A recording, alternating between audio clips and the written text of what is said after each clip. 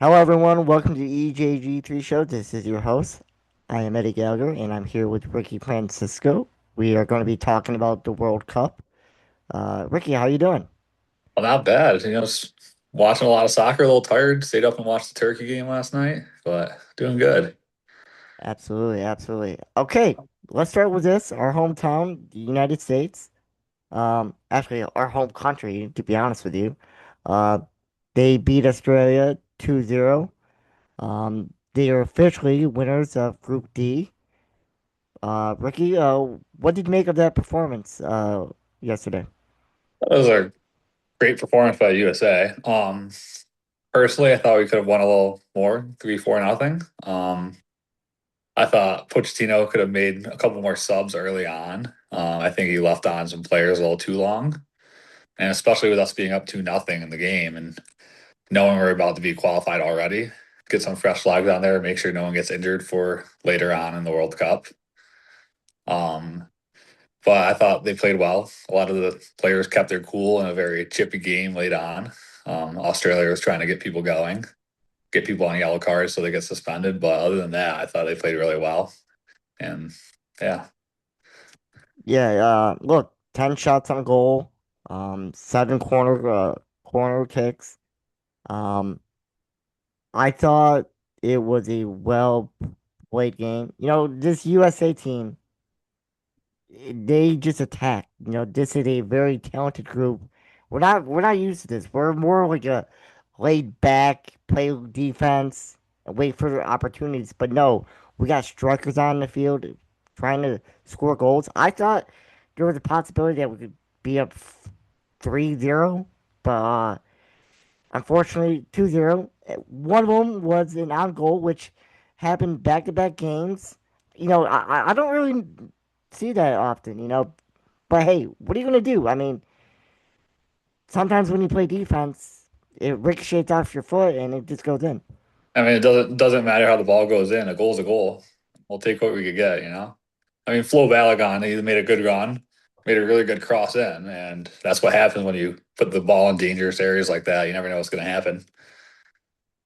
No, So absolutely. And then you had Alex Freeman's goal at the 43-minute mark. That was his first goal at the FIFA World Cup. He becomes the third youngest World Cup goal scorer in the United States men's national team history behind Julian Green and Bert Pasternaud.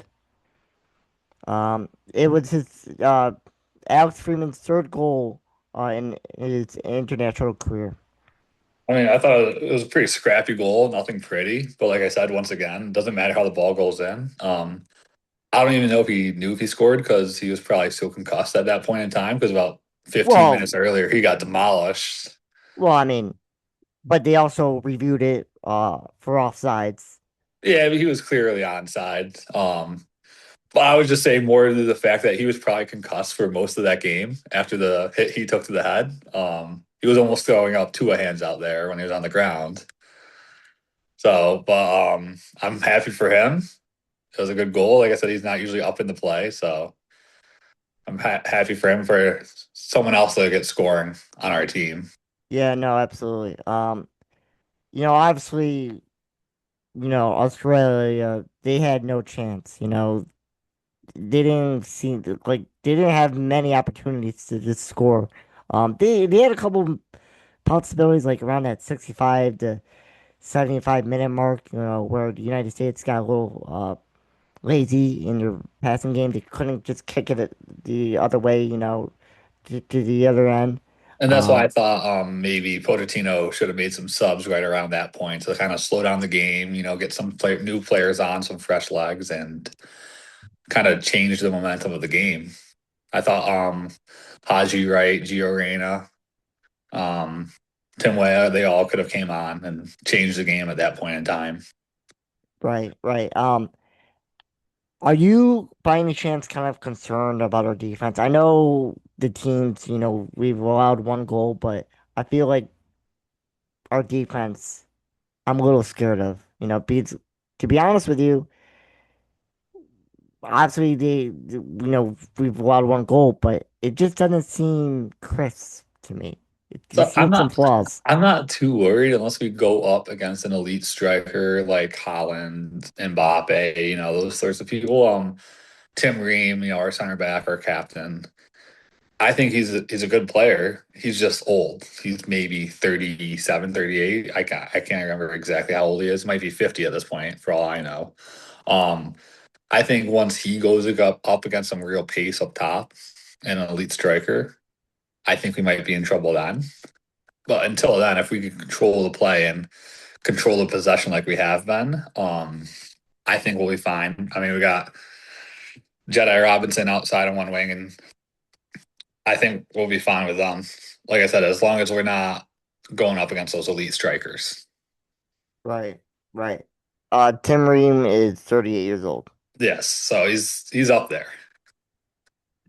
So I think once he, like I said, if he goes up against someone with real pace, I think that's where we get in trouble because watching him play, like he's good with the ball in front of him, but when the ball gets behind him, he's got to run for it. I think he'll get burned. Obviously, Christian Pulisic did not play, but we'll talk about him in a few minutes. But what did this team prove when he was off the field? I think it proved that they don't need him to win, but it would be very nice to have him out there. I think if he plays in that game, I think it might be 4-0. Just because him with the ball on the feet, it changes the game. He makes different opportunities. He doesn't need other people to help him make those opportunities. He makes them himself. Like we saw in the first game. I mean, he played spectacular for the first half when he was in there. He changed the game. He made a lot of opportunities and a lot of goal scoring chances. So I think it is huge if he is in there. Um, so hopefully he gets better soon. Yeah, look, I think it proved that we have a lot of depth. We have a lot of goal scorers on this team, and one of them is, um, hopefully I can pronounce this right, Florian Balgon. Balogun. Belgon, thank you. Obviously, he had a terrific game in uh, game one. He had a breakaway in the second game, but that second touch, he kind of like bobbled it a little bit. Yeah, and bring me back to my point. I think he was a little tired there. The ball got stuck under his feet a little bit. I think if that's Haji Wright or Tim Weah, I think they finish that with fresh legs and they get past those defenders. Yeah, we do have depth. I would have. I'm not the biggest Ricardo Pepi fan. Um, do I think he should have started? Probably not. I think, like I said, Haji Wright, Tim Weah probably could have started over him. Maybe even later in the game, take him out, play more defensive minded, and put Gio Reyna and drop him into the midfield a little more. But in the end, we still won 2-0. So there's not a ton we can complain about. When you're up with a big lead, um, it seemed like the past two games, we've been really pushing the score, but in the second half, we kind of become laid back. Is that common for teams to be up kind of a big amount, like a two-goal lead? Yeah, I mean, it plays into the just being out there for 90 minutes. I mean, people don't realize how tiring soccer gets. Um, So people just don't have as much energy. And when you're up 2-0, you don't need to press for those goals. So you can kind of sit back, maintain possession a little more because the more you're pushing up and the more you're trying to score, um, the more it gives opportunity for the other team to counterattack. And especially against Australia. I'm not sure if you watched their first game against Turkey. Um, they maybe had like 5 shots the whole game. They probably had 25% possession and they scored 2 goals. They had 2 good counterattacks and they had 2 good goals. So I think especially for USA against Australia, they didn't want to give Australia that opportunity to counterattack against them because that's how they've scored this whole World Cup. So I think that's why they're a little more passive about it, especially being up 2-0. You don't need to go pushing for that third, fourth goal because at this point, goal differential won't matter if you win both games and Turkey ends up dropping points like they did last night. So I'm not mad about how they did it. Obviously, as a USA fan and watching them in home World Cup, you want to see them score all these goals every game, but that's not always a realistic thing. Right, right. Okay, so let's go to Christian Pulisic. Obviously, he's dealing with a calf injury. We don't know how much of it, it did. Here's my thing. We know for basketball players, a calf injury kind of leads to an Achilles. That's my worry with Christian Pulisic. Obviously, if he's healthy, you want him to play. But versus Turkey, um, do you take that risk? You won uh Group D. Do you put him out there? The I risk. definitely not. We would be having a different conversation right now if Turkey won last night. But due to the fact that we won the group outright, it's not like if we get second, we can only get first. Winning the next game would be nice for momentum going into the knockout rounds, but there's no reason to risk it at all. Unfortunately, I don't know if you followed Pulisic throughout his career, but he's actually a piece of glass. Um, he is never healthy. He's the most injury prone player I've ever seen in the USA, like history, I swear. Um, so saying that, I would definitely rest him more to make sure he is good. I like last World Cup, he got hurt. I think he blew out a nut basically when he scored a goal. He got hit so hard down there. Um, Well, I mean, look, I mean, a calf injury, recovery time is up to 8 weeks. Look, I just think you won Group D, just rest him. And we have, we proved just like versus Australia, we can win without him a game or two. So I think let him rest.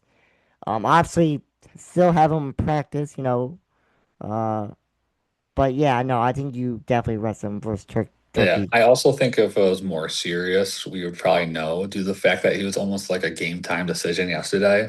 I don't think it's as serious as we all fear. So we just got to hope at that point. Obviously have him rest and hopefully the cap is 100% come knockout round. I think we do need him if we play a better team. 100%, 100%. You see how he was versus Paraguay. Yeah, He was making plays, assists. You know, he's the one guy on our team where it's like, okay, you gotta watch out. yeah, I agree.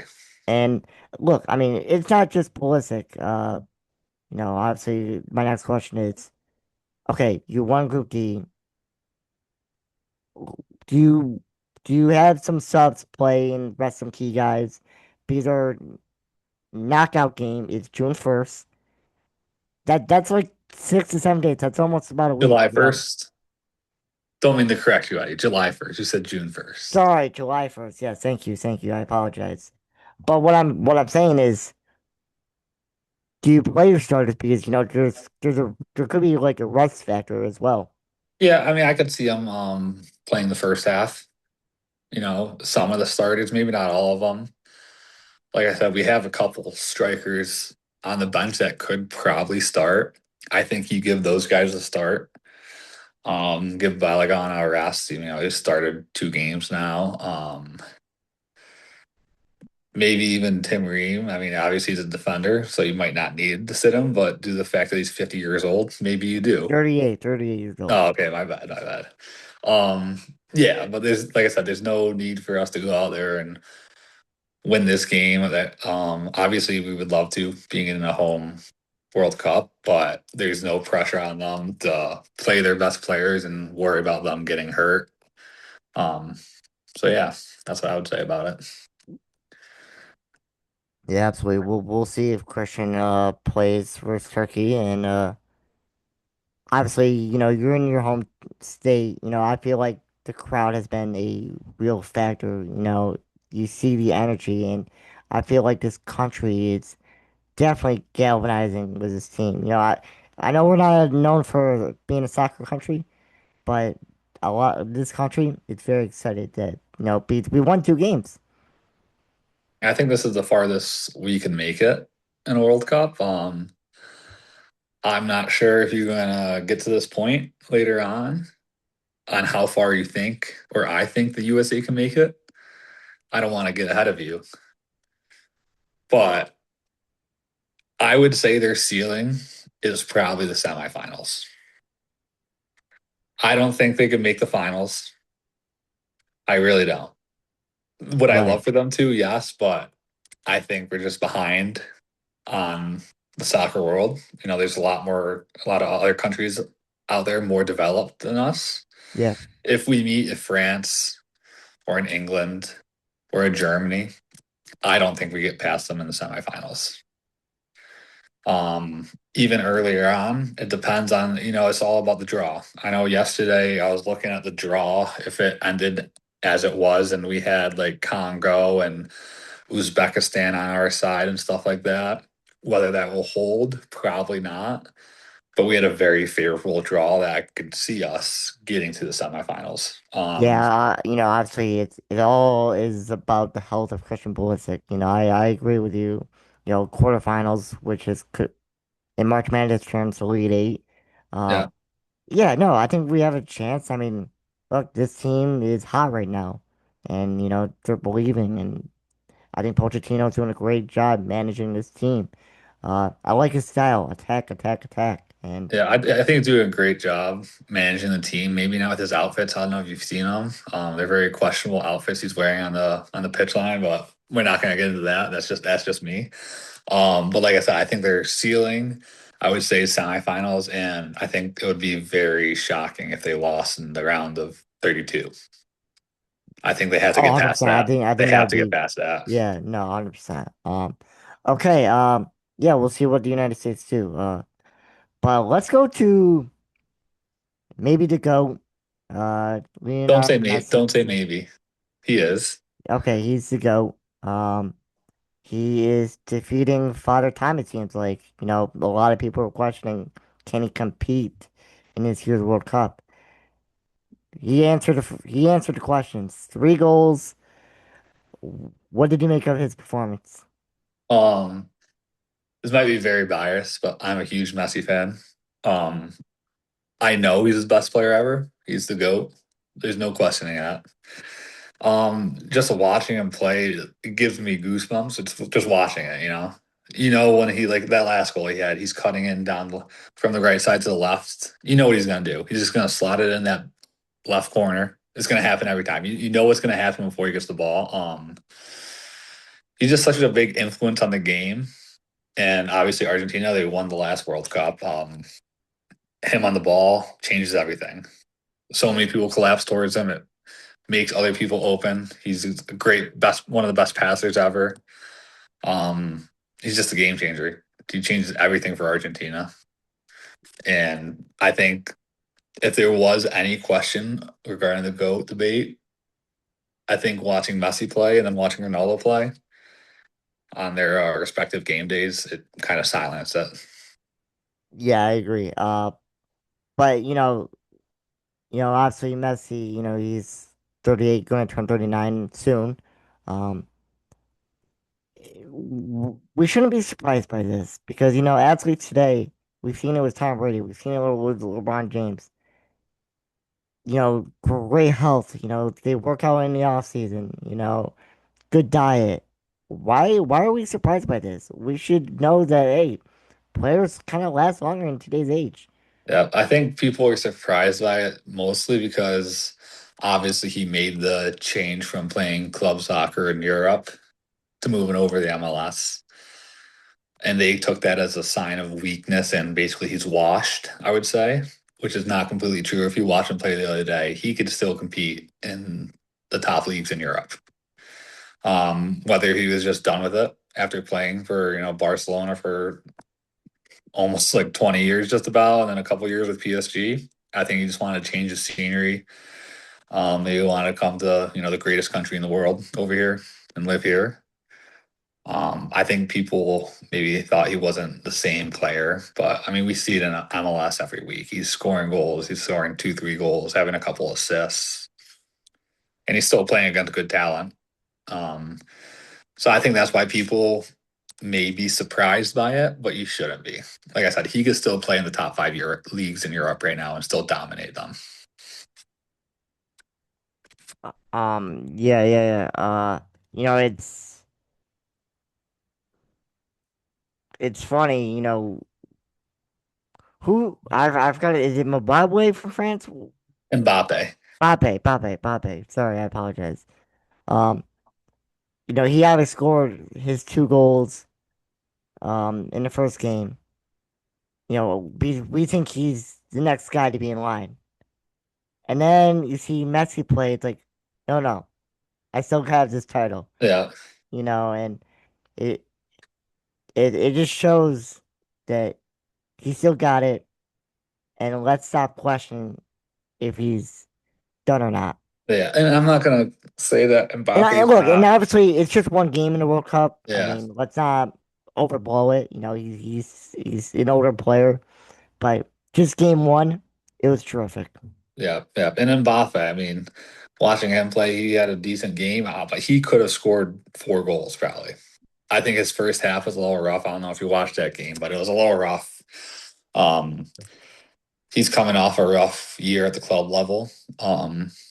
I'm not sure if you know anything about club soccer, but he plays for Real Madrid.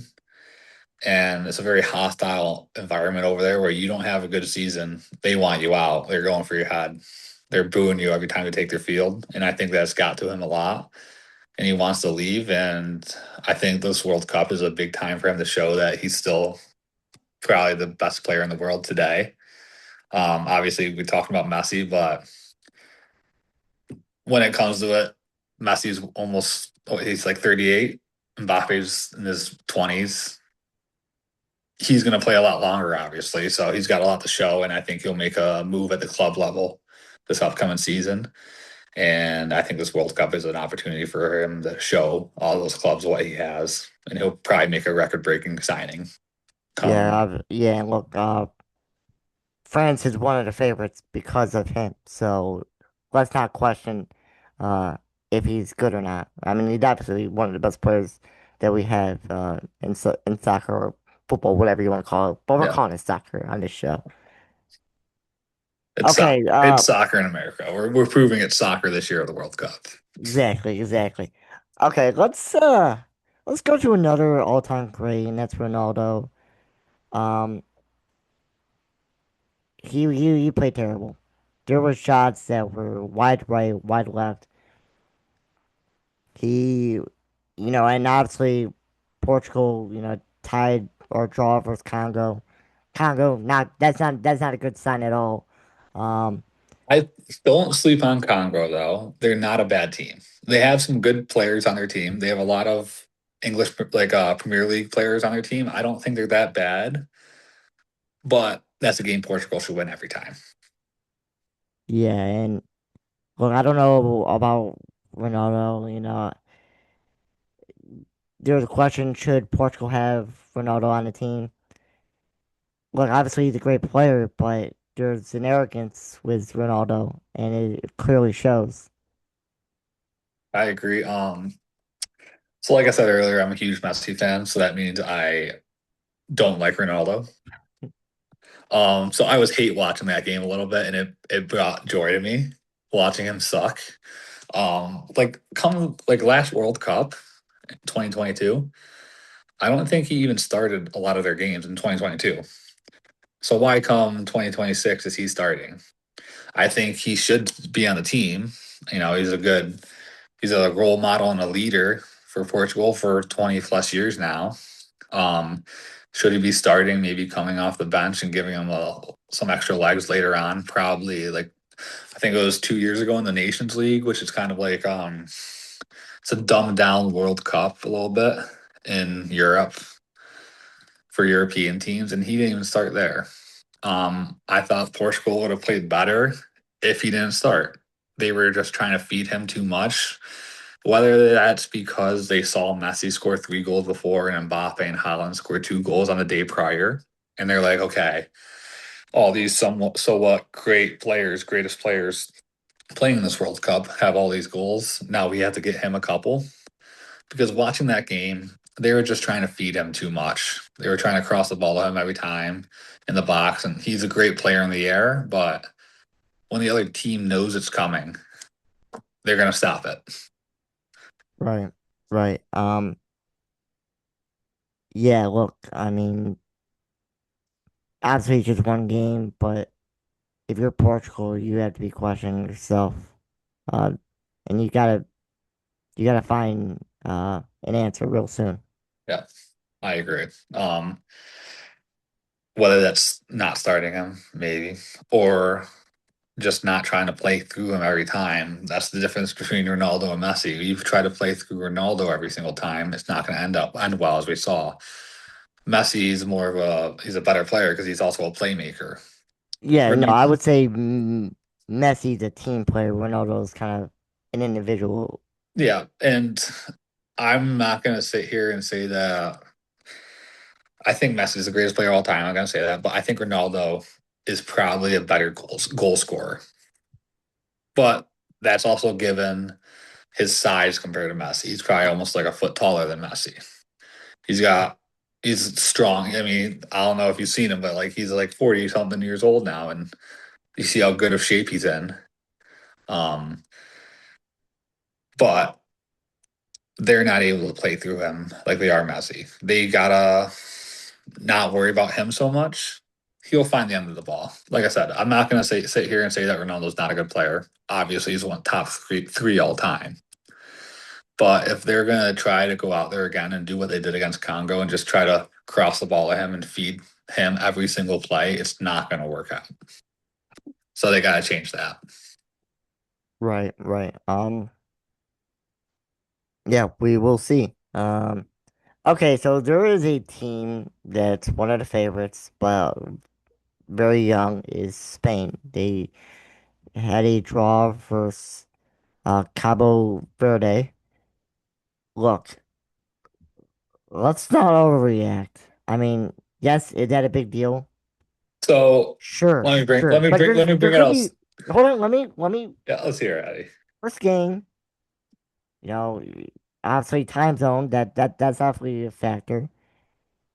Did they overlook it? Cabo Verde.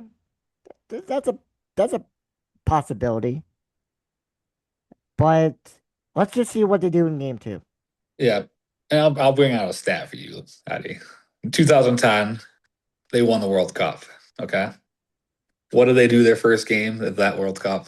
They lost to Sweden 1-0. Now, I'm not comparing Sweden to Cape Verde, but I don't think it's time to overreact on them because last time they did win the World Cup, they dropped their first game. But I think it is a little concerning though. They are a younger team. So how those younger players take that tough game, if they use it as fuel to go out there and crush their next opponent, then that's good. If they kind of put their heads down and get all pissy about it, it's not going to be good. Lamine Yamal, he's probably one of the best young players in the world, if not the best player in the best young player in the world. He didn't start though. He's been dealing with injuries, so I think it's imperative that he does start the next game and gets in the groove early. And look, honestly, I mean, Yumal, he's 18 years old. This is like his first World Cup. There's a lot of pressure, nerves. I don't know how I could take it. If I was 18 years old. I mean, look, sometimes you're saying you're just a year away. Maybe Spain's just that. Maybe you're just like, hey, we're not gonna be this good this World Cup, but next World Cup in uh 2030, maybe they're the team to beat. I think I think they still are the team to beat. Like I said, I think there's a lot of overreaction regarding that draw. Um, they have by far, I think, the whole roster wise, starting 11, I think they have the best talent. Um, whether they put it all together and work as a team, that's going to be the difference. I wouldn't be surprised if they still went out there and won the World Cup. Yeah, no, 100%, 100%. Okay, rookie. Look, I'm not gonna say that I know a whole lot of soccer, but two things I hate about soccer. Maybe it's just the American in me, but I hate ties. I wish there was a winner and a loser. But I know that players they don't like the extra overtime. They don't like the kick the what is it the Penalty kicks. penalty kicks. They don't like that. I mean, as a soccer player, what do you make of ties? Like, I also being a soccer player, I have a different view on it, but also the American in me is like a tie is like kissing your sister. Like no one wants to do it. You know what I mean? Um, but I mean, in the group stage, it's like hockey in some way. You know, if you tie in hockey in the regular season, it goes to a shootout, obviously, or it goes to 3-on-3, but that team still gets a point. You know, for that tie, basically, if they go to a shootout and the winning team gets three. It's a little different in soccer, obviously. You know, each team gets 1 point out of it. Um, and I just don't think people realize the strain that playing 90 minutes of soccer puts on somebody. It's a massive field. You know, you're running constantly. So I think it's fine that they do draws and come to the knockout stage, this won't happen. There'll be extra time, then there'll be penalty kicks. I think it's unrealistic for them to go out there and if they do draw 3 games in a row, for them to play 120 minutes every single game, I don't think it would be good for the players and there'll be a lot more injuries. right, right. And then another thing is, we've seen it with the United States. Same with Messi. Offsides. I gotta tell you, I don't understand it. Um, because look, if there's a goal, I want it to stand. I don't want it not to say, hey, call it off. I want a goal to be a goal. I mean, it's hard to score in soccer. I don't get it. I mean, I was looking it up and I still don't So get it. when I try to explain to people, it's not a perfect fit, but I'm going to refer to hockey again. Obviously, in hockey, you have the red line, like the offensive zone. A player on the offensive hockey team can't be past that red line before the puck gets in there, right? Or else it's offsides. I, I thought it was blue line. Or blue line, whatever it is, whatever line it is, like the offensive zone. So think of that line as like the last defender on the opposing team.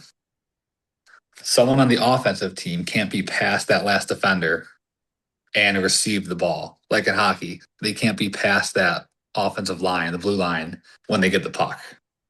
The ball has to get there before that player does. So I always try to, I'm not knocking anyone for not knowing soccer. People don't watch it a lot, and I get that. It's not the most popular sport here in America. But I kind of, when I try to explain it to people and dumb it down, that's the reference I use. Right. And look, I mean, you can say basketball cherry pick. You can't cherry Yeah, and pick. that's why I was explaining to someone the other day, like, why do they have this rule? If they didn't, people would just cherry pick all day. Yeah. Um, yeah, look, this has been an exciting World Cup. I'm glad that United States won Group D. And obviously they have one more game to go. Uh I think they will beat Turkey. I don't think Turkey will try um versus United States. I think they're done, they're defeated. Um they'll probably, go for it in 2020-30. But I don't know what the United States will do, but I think they win pretty convincingly. And you know what? You're playing in the United States. You know, win every single game you can. Do it for the I fans. I agree. I don't think Turkey's going to be that easy of a game though. Not because like obviously they haven't been very convincing, but they have a lot to prove in the last game pride wise.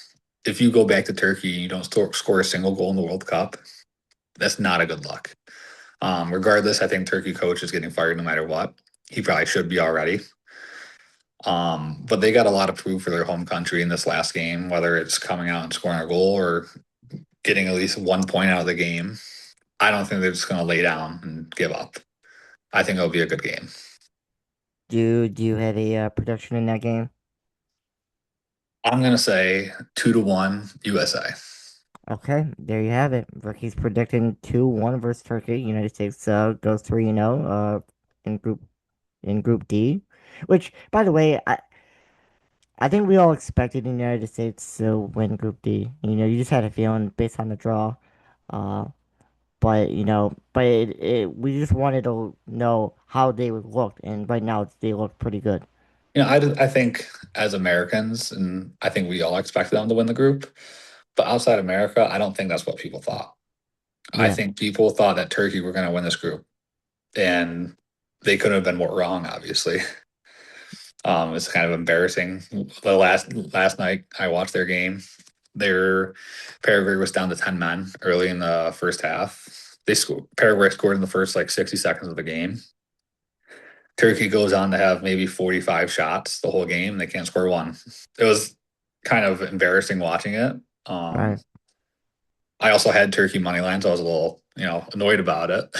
Watching them shoot all these shots and not get a single one in the goal. Um, but luck's just not on there, in all sports, you had to have somewhat of luck. Obviously it's skill, but the luck's just not on their side too. Yeah. Yeah. No. We will see. But Ricky, I just wanted to thank you for coming on the show. This has been a pleasure. I appreciate you having me. Absolutely. Whoever watches this video, make sure you like and subscribe, and we'll see you next time.